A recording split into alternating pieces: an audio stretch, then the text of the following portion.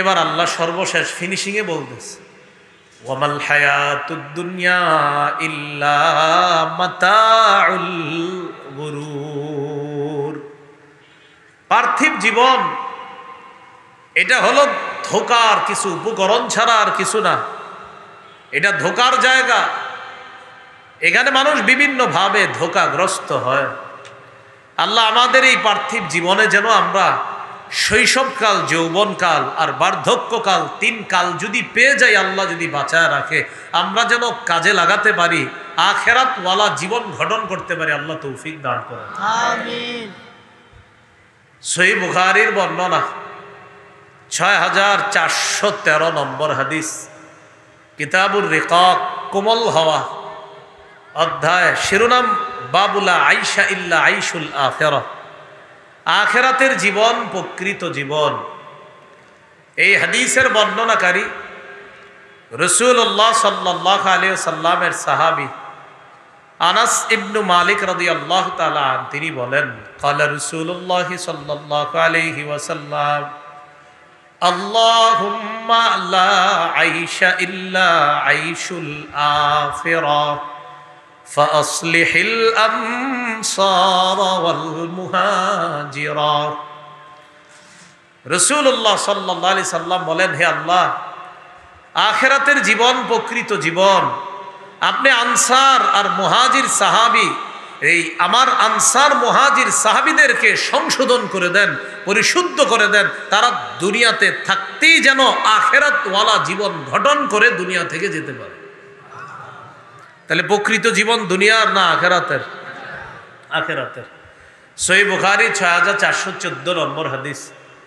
এই হাদিসের বর্ণনাকারী সাহল ইবনু সাদ আস-সাঈদী রাদিয়াল্লাহু তাআলা তিনি বলেন, কুন্না মা রাসূলিল্লাহি সাল্লাল্লাহু আলাইহি ওয়াসাল্লাম ফিল খান্দাক ওয়া হুয়া ইয়াহফিরু ওয়া নাহনু নানকুলু তুরাব।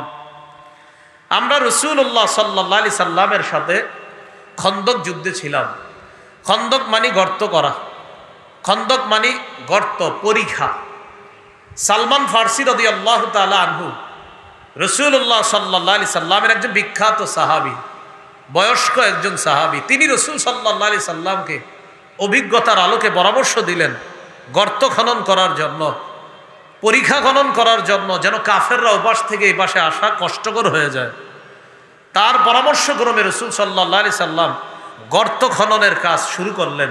ওই গর্ত খননের কাজে আল্লাহর নবীর সাহাবীদের সাথে নবী নিজেও অংশগ্রহণ করলেন। তো সাহাবী বলেন, আমরা নবীজির সাথে ছিলাম, ওয়া হুয়া ইয়াহফিরু, নবী তখন গর্ত খনন করতেছিলেন, ওয়া নাহনু নানকুলুত তুরাব, আমরা মাটি বহন করে স্থানান্তরিত করছিলাম। দেখবেন দেশ গ্রামে মাটি কাটলে একদল কাটে, আরেক দল বহন করে আরেক জায়গায় নিয়ে যায়, এটা আমরা করতেছিলাম। ওয়া ইয়ামুরু বিনা, নবীজি আমাদের আশেপাশে একটু ঘুরতে লেগেছেন।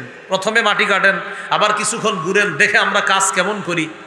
আমাদের কাজের গতি বাড়ানোর জন্য আল্লাহ রাসূল আল্লাহর কাছে বললেন, আল্লাহুম্মা লা আইশা ইল্লা আইশুল আখিরাহ ফাগফির লিল আনসারি ওয়াল মুহাজিরা। আল্লাহ, আখিরাতের জীবন প্রকৃত জীবন, আমার আনসার মুহাজির এই সাহাবীরা কত কষ্ট করতেছে, আল্লাহ আমার আনসার মুহাজির সাহাবীদেরকে আপনি মাফ করে দেন। তাহলে বলেন প্রকৃত জীবন কোনটা? আখিরাতের।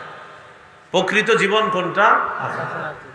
আখিরাতের জীবন যে আপনি গঠন করবেন দুনিয়াতে থাকতে, এর অর্থ হলো দুনিয়াতে হালালভাবে আপনি চলবেন, হালাল কামাই করবেন, বাকি আখিরাত সামনে রাখবেন। এটা হলো আখিরাতের জীবন। একটা বর্ণনা শুনলে বিষয়টা সহজে স্পষ্ট হবে। আল্লাহ পাক রব্বুল আলামিনের দরবারে শুকরিয়া আদায় করছি, আল্লাহ আমাদেরকে ইসলাহি মাহফিলে উপস্থিত হওয়ার তৌফিক দান করেছেন বলি আলহামদুলিল্লাহ। আমি আপনাদের সামনে সূরা হাদীদের 20 নম্বর আয়াতে কারিমা তেলাওয়াত করলাম। এই আয়াতে আল্লাহ পাক রব্বুল আলামিন বলেন, ইয়ালামু, তোমরা জেনে রাখো, আন্নামাল হায়াতুদ দুনিয়া লাইবু ওয়া লাহবু ওয়া জিনাহ, পার্থিব জীবন খেল তামাশা, ওয়াজিনা বাহ্যিক চাকচিক্য, ওয়া তাফাখুরুম বাইনাকুম ওয়া তাকাসুরুন ফিল আমওয়ালি ওয়াল আওলাদ, আপোষের মাঝে গর্ব করা, সন্তানের আধিক্যতা, সম্পদের আধিক্যতা নিয়ে গর্ব করার নাম হলো পার্থিব জীবন। আমার এই পরিমাণ অর্থ সম্পদ আছে, আমার এই পরিমাণ সন্তান আদি আছে, এই জাতীয় পারস্পরিক গর্ব করার নাম হলো পার্থিব জীবন। এখানে আল্লাহ বলেছেন লাইবু ওয়ালাহকুন, খেল তামাশা, এটা দ্বারা উদ্দেশ্য হলো শৈশবকাল। এরপরে বলেছেন ওয়াজিনা, বাহ্যিক চাকচিক্য, এটা দ্বারা উদ্দেশ্য হলো যৌবনকাল। শৈশবকালে মানুষ খেলাধুলার প্রতি বেশি আগ্রহী হয়, যৌবনকালে সৌন্দর্যতার প্রতি মানুষ বেশি আকৃষ্ট হয়।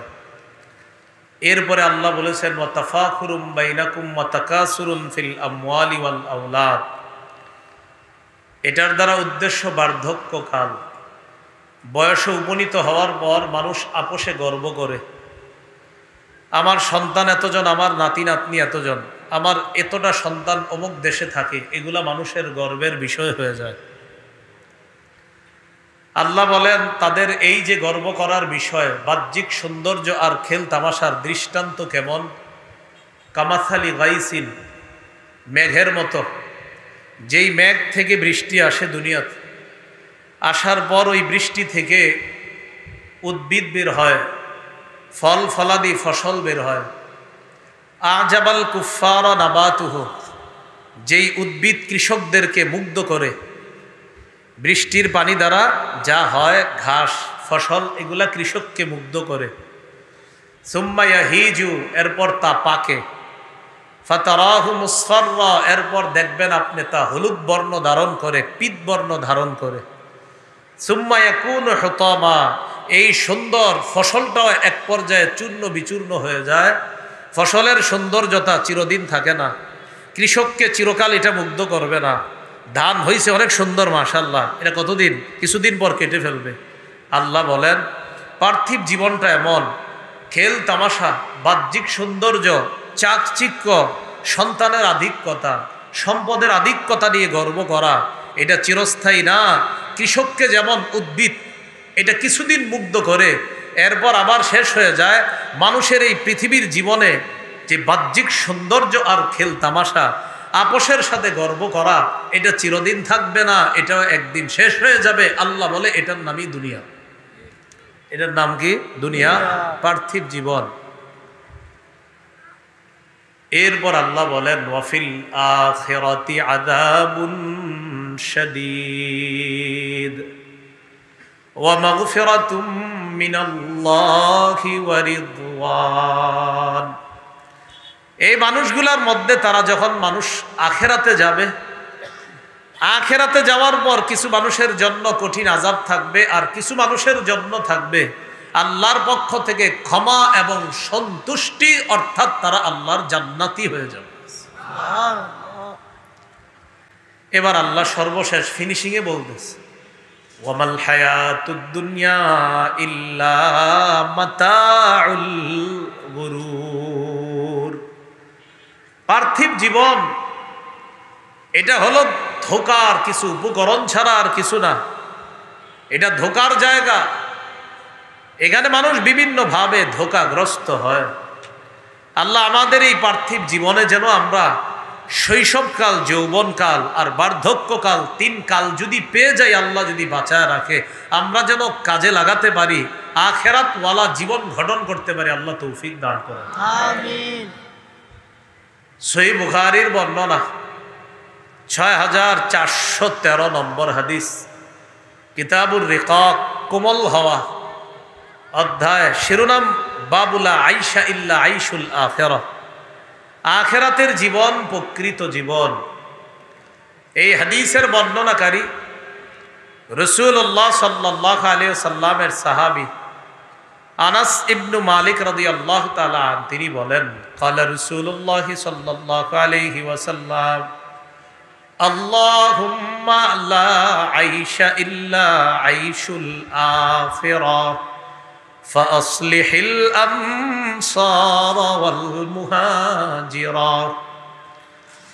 রাসূলুল্লাহ সাল্লাল্লাহু আলাইহি সাল্লাম বলেন, হে আল্লাহ, আখিরাতের জীবন প্রকৃত জীবন, আপনি আনসার আর মুহাজির সাহাবী, এই আমার আনসার মুহাজির সাহাবীদেরকে সংশোধন করে দেন, পরিশুদ্ধ করে দেন, তারা দুনিয়াতে থাকতেই যেন আখিরাতওয়ালা জীবন গঠন করে দুনিয়া থেকে যেতে পারে। তাহলে প্রকৃত জীবন দুনিয়ার না আখিরাতের? আখিরাতের। সহিহ বুখারী 6414 নম্বর হাদিস। এই হাদিসের বর্ণনাকারী সাহল ইবনু সাদ আস-সাঈদী রাদিয়াল্লাহু তাআলা তিনি বলেন, কুন্না মা রাসূলিল্লাহি সাল্লাল্লাহু আলাইহি ওয়াসাল্লাম ফিল খান্দাক ওয়া হুয়া ইয়াহফিরু ওয়া নাহনু নানকুলু তুরাব। আমরা রাসূলুল্লাহ সাল্লাল্লাহু আলাইহি সাল্লামের সাথে খন্দক যুদ্ধে ছিলাম। খন্দক মানে গর্ত করা, খন্দক মানে গর্ত, পরিখা। সালমান ফারসি রাদিয়াল্লাহু তাআলা আনহু রাসূলুল্লাহ সাল্লাল্লাহু আলাইহি সাল্লামের একজন বিখ্যাত সাহাবী, বয়স্ক একজন সাহাবী। তিনি রাসূল সাল্লাল্লাহু আলাইহি সাল্লামকে অভিজ্ঞতার আলোকে পরামর্শ দিলেন গর্ত খনন করার জন্য, পরিখা খনন করার জন্য, যেন কাফেররা ওপাশ থেকে এই পাশে আসা কষ্টকর হয়ে যায়। তার পরামর্শক্রমে রাসূল সাল্লাল্লাহু আলাইহি সাল্লাম গর্ত খননের কাজ শুরু করলেন। ওই গর্ত খননের কাজে আল্লাহর নবীর সাহাবীদের সাথে নবী নিজেও অংশগ্রহণ করলেন। তো সাহাবী বলেন, আমরা নবীজির সাথে ছিলাম। ওয়া হুয়া ইয়াহফিরু, নবী তখন গর্ত খনন করতেছিলেন। ওয়া নাহনু নানকুলুত তুরাব, আমরা মাটি বহন করে স্থানান্তরিত করছিলাম। দেখবেন দেশ গ্রামে মাটি কাটলে একদল কাটে, আরেক দল বহন করে আরেক জায়গায় নিয়ে যায়। এটা আমরা করতেছিলাম। ওয়ায়ামুরু বিনা, নবীজি আমাদের আশেপাশে একটু ঘুরতে লেগছেন। প্রথমে মাটি কাটেন, আবার কিছুক্ষণ ঘুরেন, দেখে আমরা কাজ কেমন করি। আমাদের কাজের গতি বাড়ানোর জন্য আল্লাহ রাসূল আল্লাহর কাছে বললেন, আল্লাহুম্মা লা আইশা ইল্লা আইশুল আখিরাহ ফাগফির লিল আনসারি ওয়াল মুহাজিরা। আল্লাহ, আখিরাতের জীবন প্রকৃত জীবন, আমার আনসার মুহাজির এই সাহাবীরা কত কষ্ট করতেছে, আল্লাহ আমার আনসার মুহাজির সাহাবীদেরকে আপনি মাফ করে দেন। তাহলে বলেন প্রকৃত জীবন কোনটা? আখিরাতের। প্রকৃত জীবন কোনটা? আখিরাতের জীবন যে আপনি গঠন করবেন দুনিয়াতে থাকতে, এর অর্থ হলো দুনিয়াতে হালালভাবে আপনি চলবেন, হালাল কামাই করবেন, বাকি আখিরাত সামনে রাখবেন। এটা হলো আখিরাতের জীবন।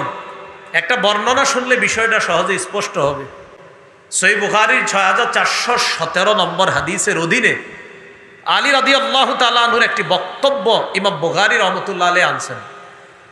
আন আলী ইবনে আবি তালিব রাদিয়াল্লাহু তাআলা আনহু قال ইরতাহালাতিদ দুনিয়া মুদবিরাতান ওয়ারতাহালাতিল আখিরাতু মুকবিলা। আলী রাদিয়াল্লাহু তাআলা আনহু বলেন, দুনিয়া পিছিয়ে যাচ্ছে, পিছনের দিকে যাচ্ছে, আখিরাত এগিয়ে আসতেছে। দুনিয়া পিছনের দিকে যাচ্ছে মানে দুনিয়ার আয়ু ফুরিয়ে আসতেছে। ওয়ারতাহালাতিল আখিরাতু মুকবিলা, আখিরাত এগিয়ে আসতেছে।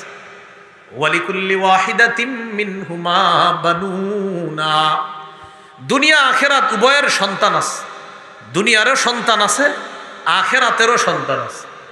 হযরত আলী বলেন, ফাকুনু মিন আবনাইল আখিরাহ, তোমরা আখিরাতের সন্তান হও। ওয়ালা তাকুনু মিন আবনাইদ দুনিয়া, তোমরা দুনিয়ার সন্তান হয় না। এর দ্বারা উদ্দেশ্য হলো তোমরা দিনদার হও, দুনিয়াদার হয় না। তাহলে দুনিয়া আখিরাত এই দুইটার উদাহরণ দিলেন হযরত আলী। দুনিয়া পিছনের দিকে যাচ্ছে, আখিরাত এগিয়ে আসতেছে, খুব তাড়াতাড়ি আখিরাত আসতেছে। দুনিয়ারও সন্তান আছে, আখিরাতেরও সন্তান আছে। দুনিয়ার সন্তানরা এরা হলো দুনিয়াদার, আখিরাতের সন্তান এরা দুনিয়াতে থাইকাও এরা হলো দিনদার। দিনদার কারা?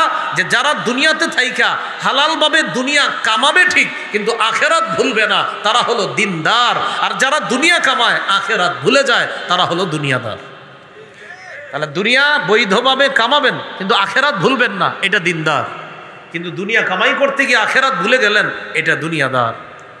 আল্লাহ আমাদের সকলকে আখিরাতের সন্তান, দিনদার হওয়ার তৌফিক দান করেন। আর একটা হাদিস শুনলে স্পষ্ট হবে বিষয়টা। সহিহ বুখারীর 6425 নম্বর হাদিস। এই হাদিসটা শোনার আগে দুইজন সাহাবীর নাম আগে মুখস্থ করতে হবে। আপনারা বলেন আমার সাথে, আবু উবায়দা। একটু মুখস্থ রাখলে চলবে, আমি পুরাটা বলি, যদি পারেন কেউ পুরাটা মুখস্থ রাখেন। বাকি পুরাটা হলো আবু উবায়দা ইবনুল জাররাহ, পুরা নামটা আবু উবায়দা ইবনুল জাররাহ। আপনারা খালি আবু উবায়দা মনে রাখলেই হবে। আরেকজন সাহাবী বলেন আলা, তারও একটা পুরা নাম আছে, আলা ইবনুল হাজরামি। কি নাম? আলা ইবনুল হাজরামি। তো যাই হোক, দুইজনের নামটা হলো, একজনের নাম আবু উবায়দা ইবনুল জাররাহ। আপনারা সাধারণ যারা আছেন শুধু আবু উবায়দা মনে রাখলে হবে। আর আরেকজনের নাম আলা ইবনুল হাজরামি, তার নামটা পুরাটা যদি স্মরণ না থাকে শুধু আলা মনে রাখলে হবে। হাদিস বুঝার আগে আগে একটু বুঝেন, বাহরাইনের নাম শুনছেন না সবাই? অনেকেই বাহরাইন থাকে। বাহরাইনের অধিবাসীর সাথে রাসূল সাল্লাল্লাহু আলাইহি সাল্লামের একটা চুক্তি হয়েছে। সন্ধি চুক্তি করার পর ওই বাহরাইনের গভর্নর বানায়া দিলেন নবী তার এক সাহাবীকে। ওই সাহাবীর নাম আলা ইবনুল হাজরামি। গভর্নরের কাজ হলো তিনি মুসলমানদের পাশাপাশি অমুসলিম যারা আছে তাদেরও জানমালের নিরাপত্তা দিতে হবে। এটা হলো সন্ধি চুক্তির একটা শর্ত থাকে। আর অমুসলিম যারা বসবাস করবে তারাও ট্যাক্স দিতে হবে বছরে বছরে, যেটা আমরাও এখনো দেওয়া হয়, ট্যাক্স নিয়ম এখনো আছে। এটাকে বলা হয় জিজিয়া, কর, ট্যাক্স। নবী কি করলেন? ওই ট্যাক্স আনার জন্য নবীর সাহাবী ওই যে আবু উবায়দা ইবনুল জাররাহ তাকে পাঠাইছেন। এবার বুঝে আসছে তো কথাটা? বাহরাইনের গভর্নর বানাইছে আলা রাদিয়াল্লাহু তাআলা। আর ওই গভর্নর যে ট্যাক্স উঠাবে, এই ট্যাক্স আনার জন্য নবী পাঠাইছেন আবু উবায়দা ইবনুল জাররাহ। এবার হাদিসটা শুনেন, সহিহ বুখারীর 6425 নম্বর হাদিস। এই হাদিসের মধ্যে আসছে আন্না রাসূলুল্লাহ সাল্লাল্লাহু আলাইহি ওয়াসাল্লাম বাআসা আবা উবায়দা ইবনুল জাররাহ ইলাল বাহরাইন ইয়াতি বিজিজিয়াতিহা ওয়া ক্বাদ সালাহা রাসূলুল্লাহ সাল্লাল্লাহু আলাইহি ওয়াসাল্লাম আহলাল বাহরাইন ওয়া আমারা আলাইহিমুল আলা ইবনুল হাজরামি। রাসূলুল্লাহ সাল্লাল্লাহু আলাইহি সাল্লাম তার সাহাবী আবু উবায়দা ইবনুল জাররাহকে বাহরাইনে পাঠাইলেন কর আনার জন্য, ট্যাক্স আনার জন্য। বাহরাইনের গভর্নর নবী বানিয়েছিলেন যে সাহাবীকে, তার নাম আলা। আবু উবায়দা ইবনুল জাররাহ বাহরাইন গেলেন, ট্যাক্স নিলেন, নেওয়ার পর আবার বাহরাইন থেকে মদিনায় চলে আসলেন। মদিনায় আসার পর রাতের বেলা তিনি মদিনায় এসে উপস্থিত হয়েছেন। মানে রাতের বেলা বলতে এমন সময় আসছে যে একটু পরেই ফজরের নামাজ। একটু পরে কি নামাজ? যেমন আজকে আমি ঢাকা যেও ফজর পাবো না আমার মনে হচ্ছে, এই জন্য কোথাও ফজর পড়তে হবে। হ্যাঁ, এই জন্য সময়ের প্রতি খুব গুরুত্ব রাখা দরকার আসলে। যাই হোক, আল্লাহ আমাদেরকে বোঝার তৌফিক দান করেন। রাসূলুল্লাহ সাল্লাল্লাহু আলাইহি সাল্লামের সাহাবী আবু উবায়দা ইবনুল জাররাহ তিনি আসলেন মদিনা। সামিয়াতিল আনসার বিকুদুমিহি, আনসাররা তার আগমনের সংবাদ শুনছে যে আবু উবায়দা মাল নিয়ে আসছে বাহরাইন থেকে মদিনায়। ফাওয়াফাতহু সালাতাস সুবহি মা রাসূলিল্লাহি সাল্লাল্লাহু আলাইহি ওয়াসাল্লাম। আনসারগণ নবীজির সাথে ফজরের নামাজে অংশগ্রহণ করছে। ফালাম্মান সারাফা, নবী যখন সালাম ফিরাইছে, তাআররাদুলাহ, সব সাহাবীরা নবীর সামনে গিয়ে বসছে। সালাম ফিরানোর পর সবাই নবীর সামনে গিয়ে বসছে। ফজরের পরে দেখবেন আমাদের দেশের ইমাম সাহেবরাও মুসল্লি দিকে মুখ করে বসে, তো নবীও মুসল্লিদের দিকে মুখ করলেন, আর সাহাবীরা একদম নবীর সামনে গিয়ে বসছে। ফাতাবাসসামা রাসূলুল্লাহ সাল্লাল্লাহু আলাইহি ওয়াসাল্লাম হিনা রাআহুম, নবী তার সাহাবীদেরকে দেখে একটা মুস্কি হাসি দিলেন। সবাই একটা মুস্কি হাসি দেন। হ্যাঁ, কি হাসি? মুস্কি হাসি দেওয়া নবীজির সুন্নাত। আকসারা তাবাসসুমান, সবসময় একটা মুস্কি হাসি চেহারায় লেগেই থাকতো। সুবহানাল্লাহ, একটা মুস্কি হাসি দিলেন সাহাবীদেরকে দেখা। বলেন তো কেন আসছে? মানে বুঝাইতেছে, ও সম্পদের কথা শুনছো এই জন্য আমার কাছে কাছে এসে বসছো, ঠিক না? এরকম নবীজি বলতেছে, দেখেন, আযুন্নুকুম সামি'তুম বিকুদুমি আবি উবায়দা ইবনুল জাররাহ, আমার ধারণা তোমরা আবু উবায়দার আগমনের সংবাদ শুনেছো। আন্নাহু জাআ বিমালিন, আর সে কিছু সম্পদ দিয়ে আসছে, এটা শুনছো, তাই সালাম ফিরানোর সাথে সাথে আমার সামনে এসে বসছো, ঠিক না? সাহাবীরা সবাই বললেন, ক্বালু আজাল ইয়া রাসূলুল্লাহ হুজুর জি এই জন্যই বসছি, আপনার সামনে আইসা এই জন্য বসি। এবার নবীজি যে কথাগুলো বললেন গুরুত্ব দেন। নবী বললেন আবশিরু ওয়া আম্মিলু মা ইয়াসুররুকুম, সুসংবাদ গ্রহণ করো, আশা করো ওই জিনিসের যা তোমাদেরকে আনন্দ দিবে। সুসংবাদ গ্রহণ করো, ওই মালের আশা করো যেই মাল তোমাদেরকে আনন্দ দিবে। তাহলে এখান থেকে বোঝা যায় মালের জন্য নবীর সামনে সাহাবায়ে কেরাম আশাটা দোষণীয় না, মাল বৈধভাবে গ্রহণ করাটা দোষণীয় না। এখান থেকে বোঝা যায় নবী বলছে সুসংবাদ গ্রহণ করো এবং যেই মাল তোমাদেরকে আনন্দ দিবে এই জন্য তোমরা আশাবাদী হও। তাহলে এই হাদিস থেকে বোঝা যায় বৈধ সম্পদের জন্য আশাবাদী হওয়া এটা দোষণীয় নয়। এতটুকু বুঝছেন তো সবাই? বিসমিল্লাহ, আল্লাহুম্মা লাকাল হামদু ওয়া লাকাল শুকর। এরপর নবী বলেন মাল ফাকরা আখশা আলাইকুম, শোনো তোমরা, আমি দুনিয়া থেকে বিদায় নেওয়ার পর তোমরা দারিদ্রতার মধ্যে পড়ে যাবা এই আশঙ্কা আমি করি না, তোমরা দরিদ্র হয়ে যাবা এই আশঙ্কা আমি করি না। ওয়ালাকিন আখশা আলাইকুম আন তুবসাতা আলাইকুমুদ দুনিয়া কামা বুসিতাত আলা মান কানা ক্বাবলাকুম ফাতানাফাসুহা কামা তানাফাসুহা। তোমরা দারিদ্রতার মধ্যে পড়ে যাবা এই আশঙ্কা আমি করি না। আমার আশঙ্কা আমি পৃথিবী থেকে বিদায় নেওয়ার পর তোমাদের সামনে দুনিয়া এমনভাবে বিছিয়ে দেওয়া হবে যেমন তোমাদের পূর্ববর্তীদের কাছে দুনিয়া বিছিয়ে দেওয়া হয়েছে। ফাতানাফাসুহা কামা তানাফাসুহা, তাদের সামনে দুনিয়া বিস্তৃত করে দেওয়ার পর, দুনিয়া ব্যাপকভাবে দেওয়ার পর তারা দুনিয়া পাওয়ার জন্য দুনিয়ার প্রতিযোগিতায় যেইভাবে লিপ্ত হয়েছে তোমরাও দুনিয়া পাওয়ার আশায় এইভাবে লিপ্ত হয়ে যাবা। ওয়া তুলহিয়াকুম কামা আলহাতহুম, আর দুনিয়া তাদেরকে যেমন আখেরাত ভুলিয়ে দিয়েছে তোমাদেরকেও দুনিয়া আখেরাত থেকে বিমুখ করে দিবে, আমি নবীর এই আশঙ্কা হয়। তাহলে কি শিখলাম হাদিস থেকে? প্রথম অংশ, দুনিয়া বৈধভাবে কামাই করবা, সুসংবাদ গ্রহণ করো, আশাবাদী হও, কোনো সমস্যা না। সাথে সাথে বলতেছে আমার আশঙ্কা দারিদ্রতার সীমার মধ্যে তোমরা পড়ে যাবা, তোমরা ফকির হয়ে যাবা সবাই, এই আশঙ্কা আমি করি না। আমি আশঙ্কা করি দুনিয়া এত বেশি তোমাদের সামনে আসবে যেমন অতীতের উম্মতের সামনে এসেছে, আসার পর তারাই দুনিয়া কামাই করতে গিয়ে আখেরাত থেকে বিমুখ হয়ে গিয়েছে, তেমনি তোমাদেরকেও দুনিয়া আখেরাত থেকে বিমুখ করে দিবে, এই ভয় আমার হয়, এই আশঙ্কা আমার হয়। এখন আপনারা বলেন দুনিয়া পেয়ে মানুষ আখেরাত ভুলে যাওয়া এই জাতীয় সংখ্যা কম না অনেক বেশি? দুনিয়া পায় আখেরাত ভুলে যায়।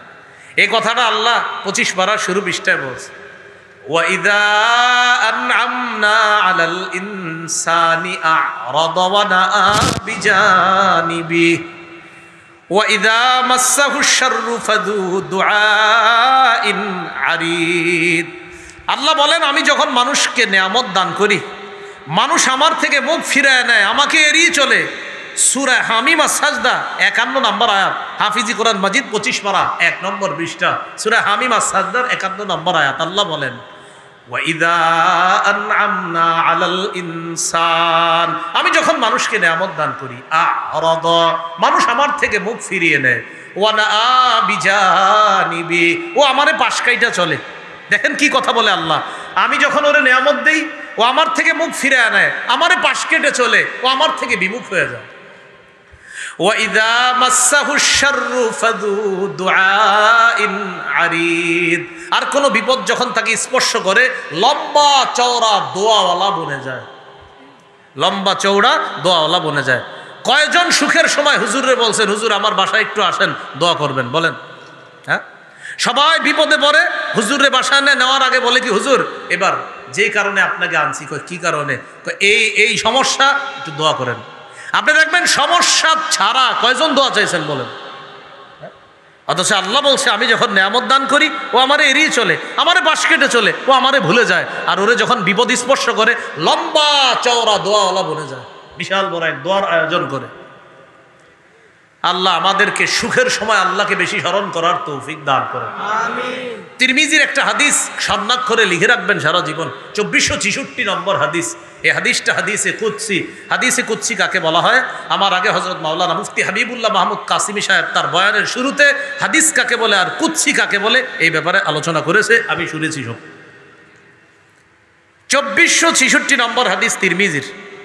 এই হাদিসের মধ্যে আসছে আল্লাহ পাক রব্বুল আলামিন বান্দাদেরকে আমাকে আপনাকে ডাইকা বলে, দেখেন কি বলে, ইয়াবনা আদম তাফাররাগ লিইবাদাতি আমলা সাদরাকা গিনা ওয়া আসুদ্দা ফাকরাক।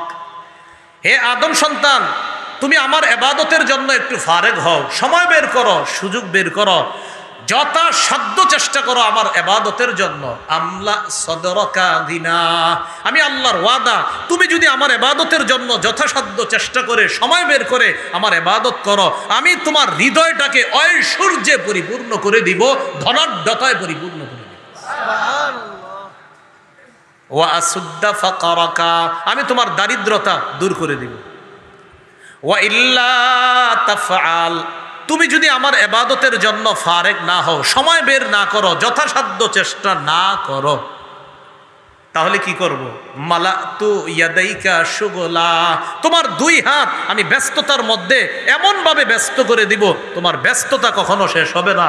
যত তোমারে হুজুররা দাওয়াত দেয় নামাজ পড়ার জন্য, তুমি শুধু বলবা ব্যস্ত আছি, বিজি আছি, এই ব্যস্ততা তোমার শেষ হবে না যদি আমার ইবাদতের জন্য সময় না দাও। তোমার দুই হাত এমন ব্যস্ততার মধ্যে ফেলায় দিব, ব্যস্ততা কোনোদিন শেষ হবে না।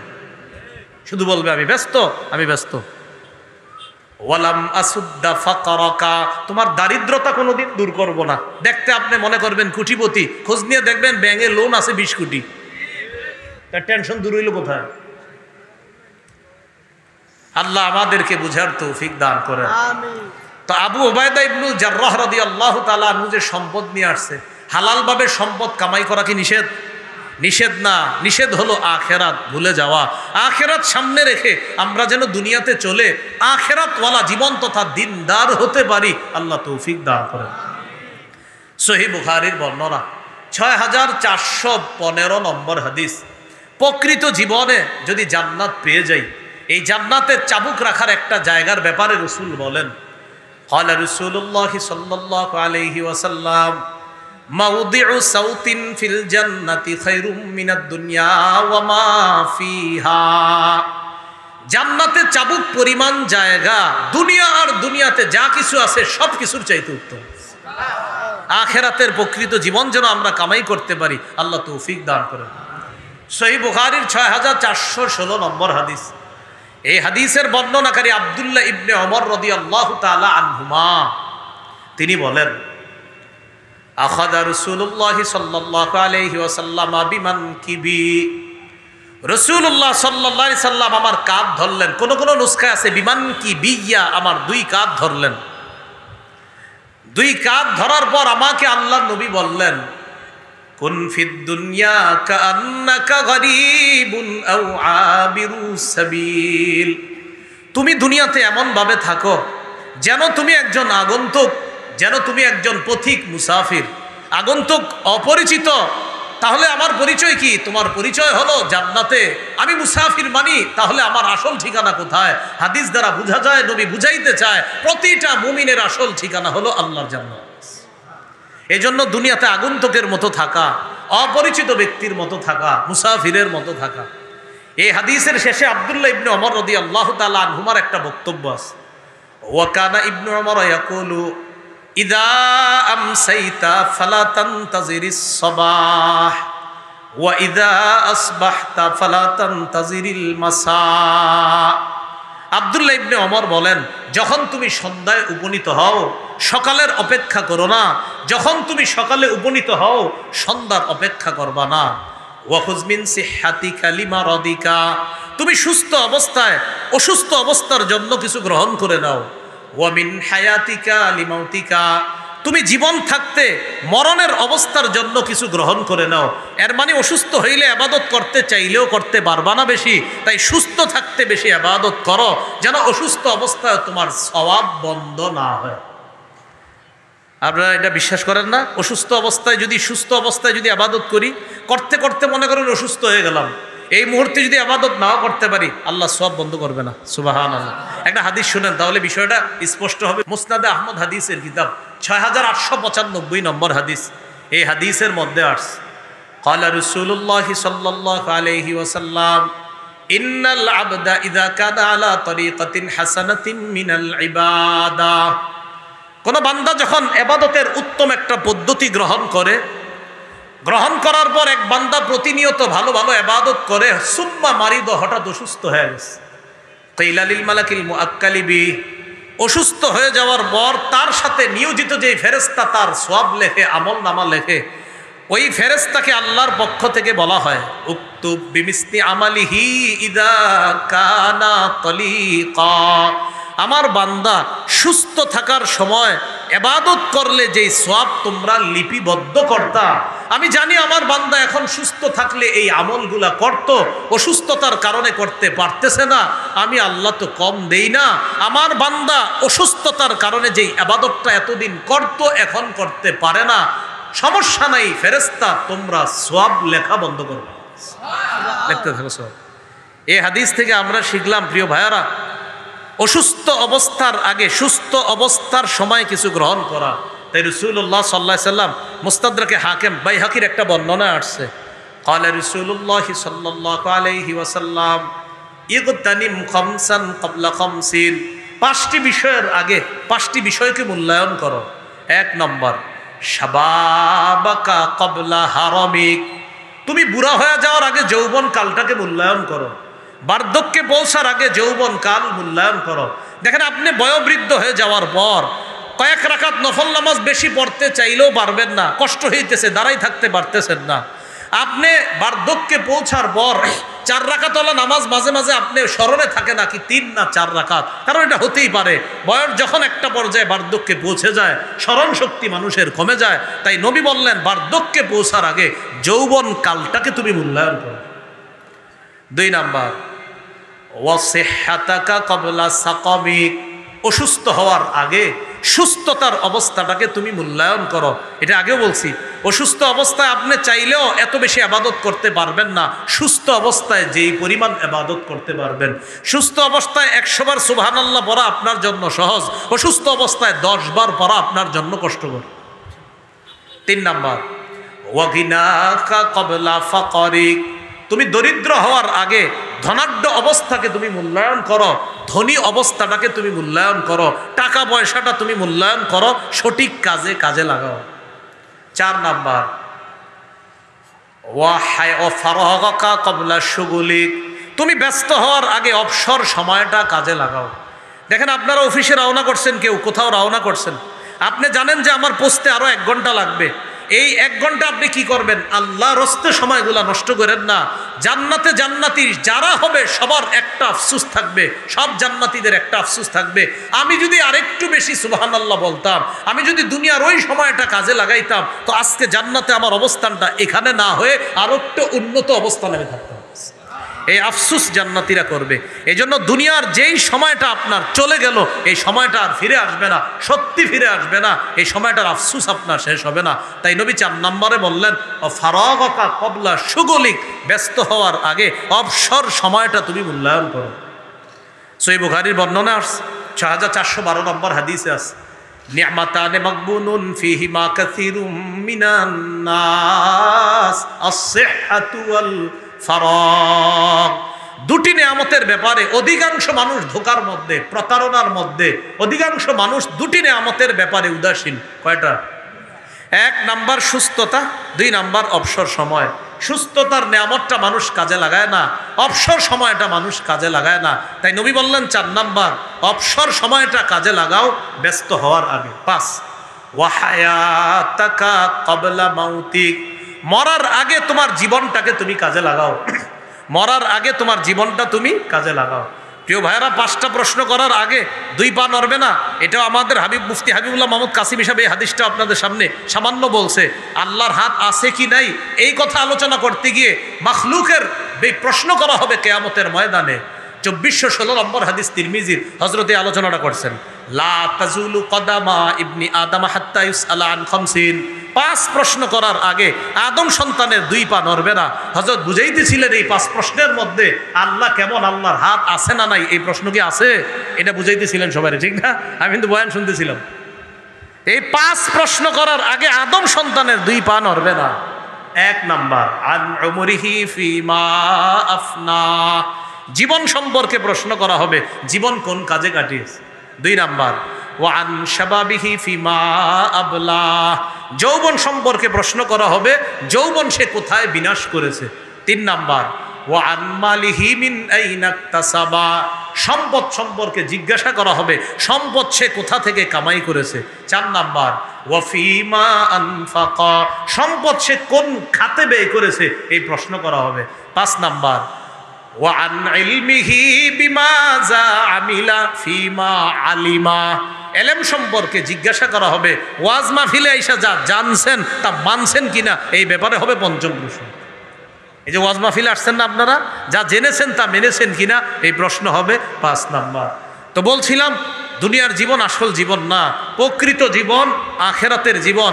এই আখেরাতের প্রকৃত জীবনটা যেন আমরা সবাই গ্রহণ করতে পারি, আল্লাহ তৌফিক দান করেন।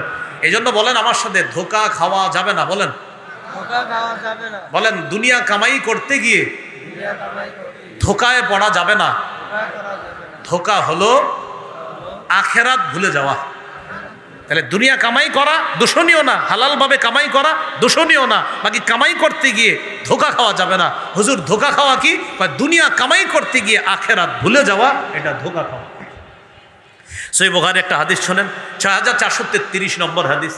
এই হাদিসের বর্ণনাকারী উসমান ইবনে আফফান রাদিয়াল্লাহু তাআলা, তার থেকে হাদিসটা বর্ণনা করছেন হুমরান ইবনে আবান। এখানে অনেক ওলামা হযরত আছেন, মূল মতনে আছে আন্না আবান, ইমাম বুখারী শেষে বইলা দিছে এই ইবনে আবান দ্বারা উদ্দেশ্য হুমরান ইবনে আবান। এই হুমরান ইবনে আবান বলেন, আতাইতু রাসূলুল্লাহ আতাইতু উসমান ইবনে আফফান বিতুহুরিন, আমি হযরত উসমান গনির কাছে ওযুর পানি নিয়ে আসলাম। ওয়া হুয়া জালিসুন আলাল মাকআইদি, তিনি আসনে বসা ছিলেন। ওযুর পানি নিয়ে আসার পর আমি তাকে দিলাম, তিনি ওযু করতে লাগলেন। ফাতাওয়াদ্দা ফাহসানাল উযুআ, সুন্দরভাবে ওযু করলেন। ওযু করার পর হযরত উসমান বললেন, রাআইতুন নাবিয়্যা সাল্লাল্লাহু আলাইহি সাল্লাম তাওয়াদ্দা, আমি নবীজিরে ওযু করতে দেখছি, ফি হাযাল মাজলিসি, এই মজলিসে, এই বৈঠকে, এখানেই নবীরে আমি ওযু করতে দেখছি। ফাহসানাল উযুআ, সুন্দরভাবে ওযু করেছেন। এরপরে শুনেন নবী বলেছেন, মান তাওয়াদ্দা মিসলা হাযা, আমার এই ওযুর মতো আমার যেই উম্মত ওযু করবে, সুম্মা আতাল মসজিদে, অতঃপর মসজিদে আসবে, সুম্মা রাকাআ রাকাতাইন, অতঃপর 2 রাকাত নামাজ পড়বে, সুম্মা জালাসা, এরপর বসবে, গফিরা লাহু মা তাকদ্দামা মিন যামবি, তার আগের সব গুনাহ মাফ করে দেওয়া। সুবহানাল্লাহ। এটা দুখুলুল মসজিদ উদ্দেশ্য হতে পারে। আমরা এই সুন্নতটা সবাই ভুলে গেছি। ওযু করে মসজিদে গিয়ে প্রবেশ করেই 2 রাকাত নামাজ, এই সুন্নাহটা সবাই ভুলে। শরীয়তপুর ওলামা পরিষদের উদ্যোগে মাহফিল, ওলামা হযরত সহ সবাইকে আমি উদাত্ত আহ্বান জানাই, জুমার দিন আপনারা যখন মসজিদে অনেক আগে আগে আসেন, 2 রাকাত নামাজ পড়বেন ইনশাআল্লাহ। কারা কারা পড়বো ইনশাআল্লাহ? এই হারিয়ে যাওয়া সুন্নতটা ইনশাআল্লাহ আমরা জিন্দা করবো তো ইনশাআল্লাহ। পরে প্রায় মানুষ ভোট যাচ্ছে, বসে যাচ্ছে, ঢুকতেছে, বসে যাইতেছে। অনেকে তো মাশাআল্লাহ 11:30টায় চলে আসে, 11:15টায়ও চলে আসে। হুজুর তো আলোচনা শুরু করে 12:25, 30, লম্বা সময় আপনি মসজিদে বসে আছেন। তো যখন ঢুকলেন, ঢুকেই 2 রাকাত নামাজ পড়বেন, নামাজের আগে বসবেন না, 2 রাকাত নামাজ পড়বেন, এরপর বসবেন। যদিও মাসালা আছে কবলাল জুমার মধ্যে, ওই দুখুলুল মসজিদ তাদাখুল হবে কি হবে না সেই মাসালাও আছে, সেটা ভিন্ন কথা। আমরা শুধু এতটুকু, দুখুলুল মসজিদের আমলটা শুধু জুমার দিন না, আর অন্যান্য নামাজ আছে আপনার, যেই নামাজগুলা, ওই নামাজে আমরা যখন ঢুকবো, ঢুকার পর 2 রাকাত দুখুলুল মসজিদ পড়বো। বলেন ইনশাআল্লাহ। ইনশাআল্লাহ। আল্লাহ আমাদেরকে তৌফিক দান করেন। এরপরে কবলাল জুমা 4 রাকাত, এটা আদায় করলেন। যদিও মুফতিয়ানে কেরাম বলেন যে কবলাল জুমার মধ্যেই দুখুলুল মসজিদ তাদাখুল হবে কি হবে না, এই নিয়ে তাদের চমৎকার আলোচনা আছে। আমি আবার ফিকহি আলোচনা করি না, এটা আমাদের আবরার ভাইয়ের আলোচনা। মাশাআল্লাহ, আল্লাহ তৌফিক দান করেন, হায়াতে বরকত দান করেন। তো বলছিলাম রাসূলুল্লাহ সাল্লাল্লাহু আলাইহি সাল্লাম বলেন, আমার মতো ওযু করবে, করার পর মসজিদে যাবে, যাওয়ার পর 2 রাকাত নামাজ পড়বে, নামাজ পড়ার পর এরপর বসবে, তার আগের সব গুনাহ মাফ করে দেওয়া। এরপর নবী যেটা বললেন, হাদিসের শেষে নবী বলেন, শোনো, লা তাগতাররু, তোমরা ধোঁকা খাও না। হাদিসের শেষে নবী বলেন, তোমরা ধোঁকা খাও না। এই হাদিস শুধু লা তাক্তাররু দ্বারা ইমাম বুখারী তরজমাতুল বাবের সাথে শুধু লা তাক্তাররুকে মিলাইছে, আর পুরা হাদিস আনছেন শুধু লা তাক্তাররুকে উনি শিরোনামের সাথে মিলাইছে যে দুনিয়ার ধোকায় পড়ে এমন ধোকা খাওয়া যাবে না যেই ধোকা আমাদেরকে আখিরাত থেকে বিমুখ করে দেয়। তাহলে বলেন তো, ওলামা ছাড়া অন্য সাধারণরা বলেন দুনিয়া হালালভাবে কামাই করা কি নিষেধ? নিষেধ কোনটা? দুনিয়া কামাই করতে গিয়ে কোনটা ভুলে যাওয়া? আখিরাত। তাহলে দুনিয়া হালালভাবে কামাই করা দোষণীয় না, দোষণীয় সেটা দুনিয়া কামাই করতে গিয়ে আখিরাত ভুলে যাওয়া। তাহলে আমরা আখিরাত কোনোভাবেই ভুলা যাবে না, ঠিক আছে না ইনশাআল্লাহ? এই জন্য ওলামায়ে হজরতদের অনুষ্ঠান এটা, তাদের সোহবতে বেশি বেশি যাবেন। এই জামানায় মুসলমান ভাইয়ারা যত বেশি আলেমদের সান্নিধ্যে যাবেন তত লাভ হবে, কারণ এটা এমন এক সময় চলতেছে যে সময়টা হলো আপনার বরকত হয় না। তিরমিজির বর্ণনা 2332 নম্বর হাদিসে আল্লাহ রসুল বলেন, লা তাকুমুস সাআ হাত্তা ইয়াতাকারাবাজ জামান, কিয়ামত ততক্ষণ হবে না যতক্ষণ সময় পরস্পর সংকুচিত না হবে। নবী বলেন, হাত্তা তাকুনাস সানাতু কাশ-শাহরি, বছর হয়ে যাবে মাসের মতো, ওয়াশ শাহরু কাল জুমআ, মাস হয়ে যাবে সপ্তাহের মতো, ওয়া তাকুনুল জুমআতু কাল ইয়াউম, সপ্তাহ হবে একদিনের মতো, ওয়া ইয়াকুনুল ইয়াউমু কাস-সাআ, একদিন হবে এক ঘন্টার মতো, ওয়া তাকুনুস সাআতু কাদ-দারমাতি বিন-নার, ঘন্টা হবে অগ্নিস্ফুলিঙ্গের মতো, আগুন হঠাৎ উপরে গেছে আবার নামছে, ঘন্টা এত তাড়াতাড়ি চলে যাবে। খতিব সাহেবদেরকে জিজ্ঞাসা করেন, জুমা আজকে পড়ায়, আবার 2 দিন পরে এসে পড়ে জুমা। হ্যাঁ, ওনাদের বিবিরা স্মরণ করায় দেয় বৃহস্পতিবারে, কালকে তো জুমা, কালকে জুমা, মানে অর্থাৎ সময় আপনার এখন বরকত পাওয়া যাচ্ছে না। আপনি এই জন্য দেখবেন রমজান মাস কাটাইছি না আমরা, হঠাৎ দেখবেন প্রথম তারাবি শুরু হয়ে গেছে এরকম। তো এই জন্য আলেমদের সোহবতে যত বেশি যাওয়া যায়। সহিহ বুখারী 6434 নম্বর হাদিস, নবী বলেন, ইয়াযহাবুস সালিহুন আল আউয়াল ফাল আউয়াল, নেককাররা একে একে চলে যাবে। নবী বলেন, নেককাররা একে একে চলে যাবে। তাবকা হুফালাতুন কাহফালাতিশ শাঈরি আও ইত-তামর, খেজুর আর জবের অব্যবহার্য অংশ যেমন, খেজুরের অব্যবহার্য যেই অংশগুলা যেমন পড়ে থাকে, মানুষগুলা হয়ে যাবে এমন ওই অব্যবহার্য অংশের মতো হয়ে যাবে। দামি মানুষ দুনিয়াতে থাকবে না, নেককাররা একে একে চলে যাবে। 2020 সাল থেকে একটু দেখেন আমাদের দেশের ওলামায়ে কেরাম কি পরিমাণ, আমাদের শেখুল ইসলাম রহমতুল্লাহ আলাইহি সহ কি পরিমাণ ওলামায়ে কেরামের বিদায়। 2012 থেকে আপনার শুরু হয়েছে, শেখুল হাদিস রহমতুল্লাহ আলাই গেলেন, 2 মাস ব্যবধানে আমিনী রহমতুল্লাহ আলাই চলে গেলেন। এরপর মোটামুটি অনেকদিন আমরা মুরব্বীদের মাথা হাতে ছিলাম, তো আস্তে আস্তে আপনার কাজী মুতাসিম বিল্লাহ রহমতুল্লাহ আলাই সহ 2020-এ আপনার অনেক মুরব্বীদেরকে আমরা হারিয়ে ফেলেছি। এই জন্য ভাই, ইয়াযহাবুস সালিহুন আল আউয়াল ফাল আউয়াল, নেককাররা একে একে চলে যাবে। তাই নেককার মানুষ দুনিয়াতে ওলামায়ে কেরাম যারা আছে তাদের সান্নিধ্যে যান, তাদের কাছে যান। ওলামা, তুলাবা, সুলাহা, আওয়াম সবার মাঝে একটা মহব্বত তৈরি করেন। খতিব সাহেবের কাছাকাছি গিয়ে বয়ান শুনবেন প্রতি জুমায়, সবার আগে আগে মসজিদে যাবেন, আজান পড়ার পর সবার আগে আগে মসজিদে যাবেন। এইভাবে আমরা প্রতিটা সময়কে আমরা মূল্যায়ন করব। বলেন সবাই ইনশাআল্লাহ, মূল্যায়ন করবো তো সবাই ইনশাআল্লাহ। আল্লাহ তৌফিক দান করেন। তাহলে একটু সর্বশেষ প্রশ্ন করি, বলেন তো প্রকৃত জীবন কোন জীবন? দুনিয়া হালালভাবে কামাই করা নিষেধ, হালালভাবে কামাই করতে গিয়ে কি ভুলে যাওয়া নিষেধ? আল্লাহ আমাদের সকলকে দুনিয়ার সামনে রেখে নয়, বরং আখিরাত সামনে রেখে যেন দুনিয়াতে আমরা চলতে পারি। আল্লাহ তৌফিক দান করেন। সুবহানাল্লাহি ওয়া বিহামদিহি, সুবহানাকাল্লাহুম্মা ওয়া বিহামদিকা, আশহাদু আল্লা ইলাহা ইল্লা আনতা আস্তাগফিরুকা ওয়া আতুবু ইলাইক। একটা ঘোষণা দেওয়ার জন্য বলা হয়েছে, মিম্বরের আমানত আমার সংকলন, এটা 5ম 6ষ্ঠ খণ্ডও বের হয়েছে। আগে ছিল 4 খণ্ড, এখন 5ম 6ষ্ঠ খণ্ড অনলাইনে পাওয়া যায়। আপনাদের যাদের লাগবে অনলাইন থেকে সংগ্রহ করবেন। 5ম খণ্ডের আলোচনা হলো ইসলামের প্রথম ভিত্তি নিয়ে, 6ষ্ঠ খণ্ডের আলোচনা ইসলামের দ্বিতীয় ভিত্তি মানে নামাজ নিয়ে আলোচনা। আজকে একদল তারা এখানেও নিয়ে এসেছে কিতাবগুলা, তো অনলাইনে যেই টাকায় পান এখান থেকে হয়তো তারা আরও কমে দিয়ে দেয়। তো আপনাদের যাদের লাগবে, এখানে ওরা গাড়িতে নিয়ে এসেছে, বাকি গাড়িটা যেই গাড়িতে নিয়ে এসেছে ওই গাড়িটা আবার আমি নিয়ে এসেছি, এই জন্য গাড়ি থেকে সংগ্রহ করতে গিয়ে গাড়ির কাজ ভাঙা যাবে না, ঠিক আছে? তো এই জন্য আপনারা গাড়ি থেকে যদি সংগ্রহ করেন ওদের থেকে সংগ্রহ করতে পারেন। প্রথম খণ্ডটা যারা নেবেন স্বামী স্ত্রী একদম মুখস্থ করে ফেলবেন। আমি বারবার বলি 64টা অধিকার সন্তানের প্রথম খণ্ডে, এটা একদম জামাইবু মুখস্থ করে ফেলবেন, ওই আলোকে সন্তানকে বড় করবেন। দ্বিতীয় খণ্ডে শিরিক, বেদাত, কুফর, তাওহীদ। তৃতীয় খণ্ডে হালাল হারাম। চতুর্থ খণ্ডে স্বামীর 24টা অধিকার, স্ত্রীর 19টা অধিকার। 5ম খণ্ডে ইসলামের প্রথম ভিত্তি। আমাদের মুফতি হাবিবুল্লাহ মাহমুদ কাসিমি সাহেব যে বিষয় নিয়ে আলোচনা করেছেন এটা 5ম খণ্ডের আলোচনা, অর্থাৎ হুজুর তো আলোচনা করেছেন আপনার ওমা তাশা উনার উপর ইমানে মুফাসসাল আর মুজমাল নিয়ে, তো ওখানে বিস্তারিত আলোচনা আছে। আর ষষ্ঠ খণ্ডের আলোচনা হলো ইসলামের দ্বিতীয় ভিত্তি নামাজ নিয়ে আলোচনা। আল্লাহ আমাদের সকলকে আজকে যে আলোচনাগুলো শুনলাম বললাম আমল করার তৌফিক দান করেন। আলহামদুলিল্লাহ রাব্বিল আলামিন ওয়াল আকিবাতু লিল মুত্তাকিন ওয়াস সালাতু ওয়াস সালামু আলা সাইয়্যিদিল আমবিয়া ওয়াল মুরসালিন ওয়া আলা আলিহি ওয়া আসহাবিহি আজমাইন। রব্বানা যালামনা আনফুসানা ওয়া ইল্লাম তাগফির লানা ওয়া তারহামনা লানাকুনান্না মিনাল খাসিরিন।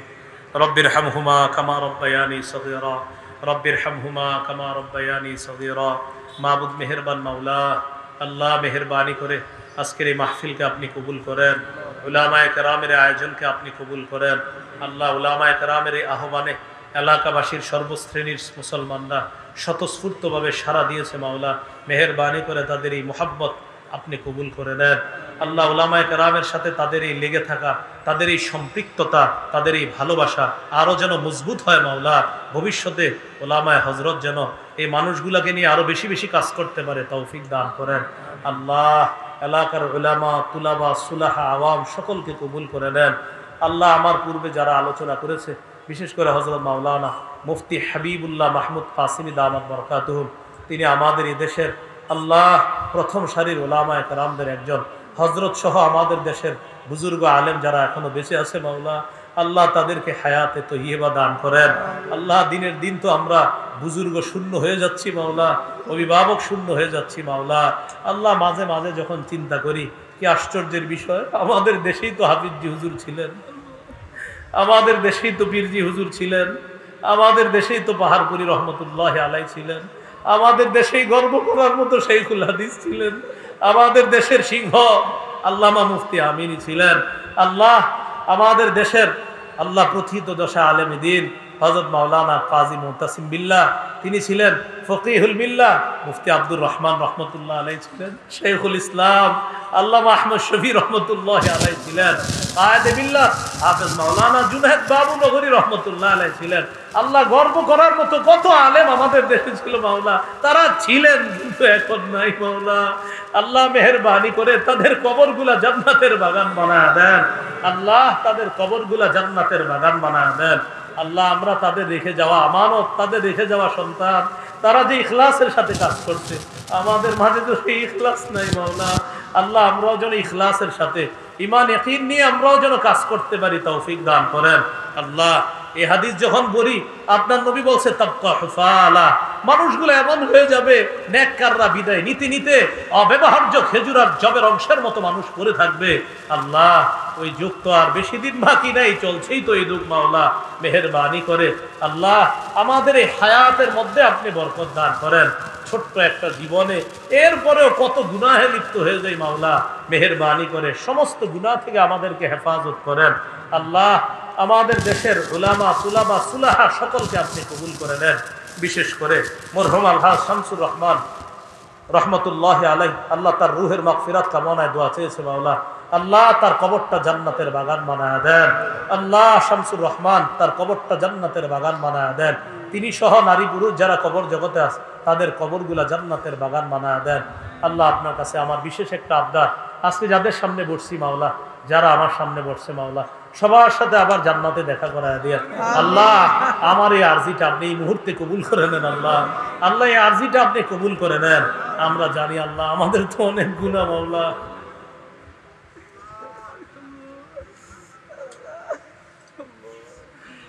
আল্লাহুম্মা আনতা আনতা ওয়া নাহনু নাহনু আনতাল আওয়াদু বিল মাগফিরা ওয়া নাহনুল আওয়াদু বিয-যাম। আল্লাহ আমরা বারবার গুনাহ করি, আপনি কত মায়া করে বারবার মাফ করে দেন। এত গুনাহ করার পরেও কত সুন্দর আলো দিলেন, বাতাস দিলেন। নামাজ পড়ি না, অলসতা করি, এরপরেও খাবার বন্ধ করে দেন নাই। আল্লাহ আমাদেরকে মাফ করে দেন, আমাদেরকে মাফ করে দেন। আজকে থেকে সকলকে 5 ওয়াক্ত নামাজি বানায় দেন। আল্লাহ সকলকে 5 ওয়াক্ত নামাজি বানায় দেন। আল্লাহ সকলকে 5 ওয়াক্ত নামাজি বানায় দেন। আল্লাহ সকলকে 5 ওয়াক্ত নামাজি বানায় দেন। ঈমান, ইসলাম, তাওহীদের উপর অটল থাকার তৌফিক দান করেন। আল্লাহ ঈমান নিয়ে যেন বাঁচতে পারি, মুসলমান পরিচয় যেন ভরতে পারি তৌফিক দান করেন। আল্লাহ ফিলিস্তিনের মুসলমানদেরকে হেফাজত করেন, গাজার মুসলমানদেরকে হেফাজত করেন, সকল ষড়যন্ত্র থেকে আমাদের এই দেশের মানুষকে হেফাজত করেন। আল্লাহ পার্বত্য অঞ্চলকে আপনি হেফাজত করেন।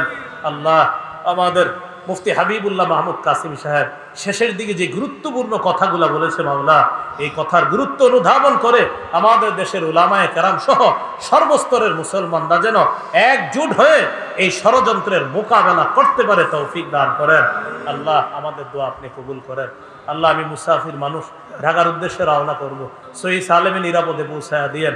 আমার মতো অনেকে তাদের গন্তব্যে রওনা করেছে, করতেছে, করবে মাওলা, সকলকে নিরাপদে আপন গন্তব্যে পৌঁছায়া দেন। আল্লাহ আমাদেরকে মাফ করে দেন।